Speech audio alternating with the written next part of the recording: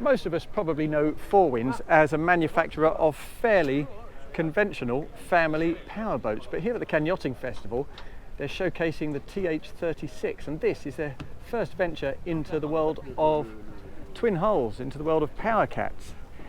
And you can see why. Lots of people are doing it because the market seems to demand extra space, extra stability, extra running efficiency, and a cat is a very good way to achieve that. So let's work our way down to the back of this boat and take a little look at the details. Now at the transom here we see on the show boat a pair of Mercury 350 horsepower V10s. The base package comes with a pair of 300 horsepower V8s for speeds of between 29 and 30 knots. Apparently this test boat here is achieving around about 32 and a half knots. But they tell me that these engines are mounted a little too low, so they're looking to lift those just to eke out a bit more efficiency, a bit more pace. So it should be a 34 knot boat, so it's not too shabby in terms of its speed.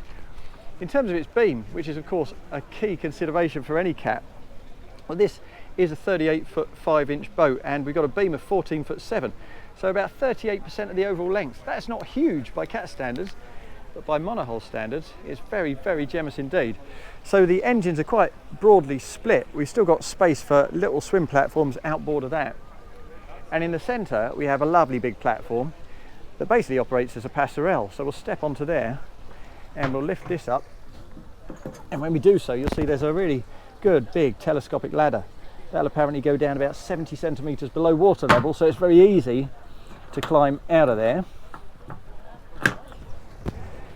And you'll see these rails, they help you on board of course, but if you look down into the deck you see we've got additional holes.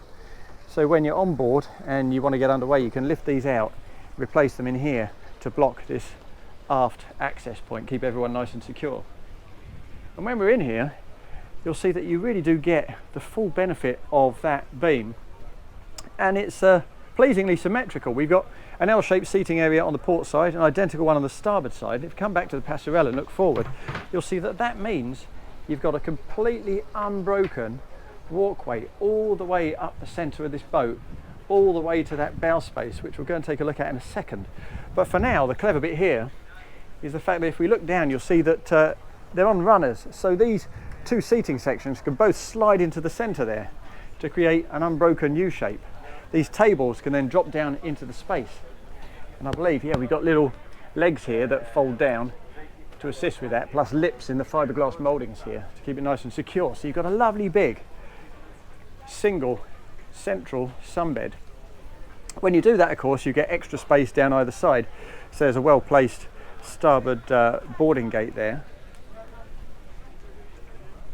And when you slide them into the centre you can also fit the canvases. If we look up here, this canvas coming up the back of the hard top, well, that can be used underway at maximum speed without a problem. It's nice and rigid, and you can run canvases down to the back end of this central unit when it's in place, so that you have a central cocoon of sheltered accommodation all the way forward. And then at the sides of that canvas you have little exit points here to get out onto these side decks that ascend as they go forward to give you access to that bow space. And it's not just about access and ease of movement, this is about volume down below, of course, because frequently on a cat, particularly a relatively sporting cat, the accommodation is lacking. Nice big seating unit here that backs onto a work surface with a good size of fridge. This fridge is optional. On the starboard side we've got a wet bar, very much an elevated wet bar. It comes right up above your hip height, really quite a lofty unit that, and the reason for that is that we've got a couple of really big fridges in here. Okay, just the one big fridge, and beneath that, look, we have space to generate another bit of extra volume down below. Up on top we have a very simplistic electric burner there. That's not a common fit out. Generally you'd have an electric griddle under there, I think, and on this side a sink. It's all fairly conventional in that regard. But before we go down and have a look at the cabins, let's carry on with the main deck up here. We have quite a compact two-man seat on the port side for your co-pilots, a well-positioned grab rail there, and on the starboard side, ahead of this little fridge unit, we have the helm. We've got a couple of 16 inches there, but I reckon you could fit 19 inches if you wanted. We also have a joystick. Now, of course, with those engines so widely split, manoeuvring on a Cat is really quite simple. But a lot of people want joysticks these days, and they do a great job. So the joystick is actually a standard part of the package, whether you go for the base 300s or the uprated 350s. Let's move forward again. Ease of movement really is very good indeed. And when we get up to the bow space, well, as you would expect and as you would want from a Cat, we enjoy a huge amount of that beam up here too. And it's not wasted. Wrap around seats on both sides. Again, it's pleasingly symmetrical. You can sit 4 on one side, 4 on the other, quite easily for 8 at least. We also have deck lights down below. We have spoilers built in. We've got B points, we've got cup holders. We've also got a little slide out fridge. So this really is a little party zone in its own right. Over here on the starboard side, if I lift this up, you see we've got an enormous cavity under here. There we are. Let's get that up and out of the way, and I'll take you down in there. Absolutely enormous cavity. Now, this is an owner's boat, so he's fitted a water maker in here, and Four Winns are at pains to stress that this is not their work because it's a bit untidy, but you can see the scale of the place. Huge cavity for your baggage, for your lines, for your fenders, whatever you want to put down there. We'll just up this hatch beneath the deck as well to see what that's all about.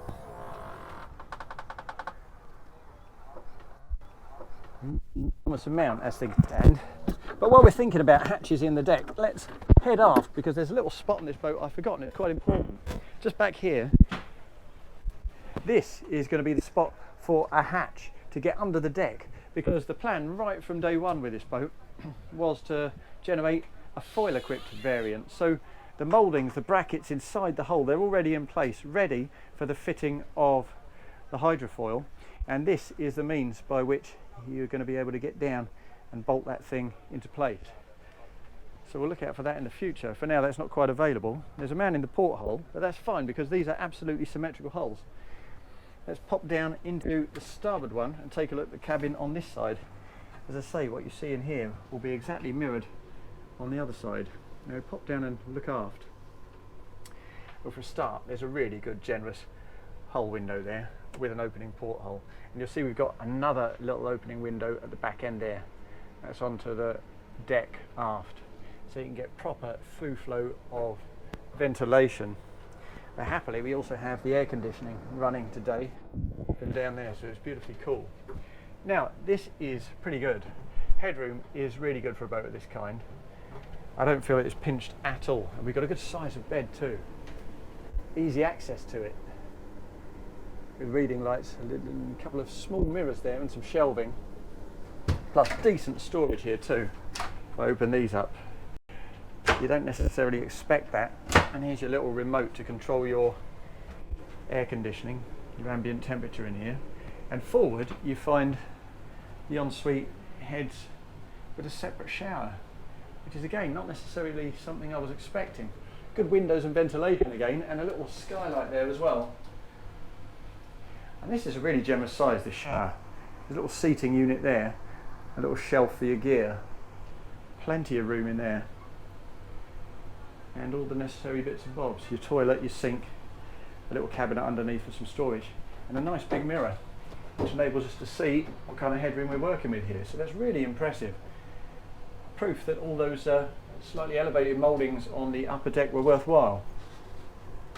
As we come out of there, I should mention there is one difference between the cabins on this boat. This starboard cabin has a little recess here for storage, and the port cabin has a neatly integrated little microwave. So that is a new TH36 from Four Winns. Lots of space, does everything you could reasonably want, I think, from a 38-foot powercat. Looks very well designed indeed.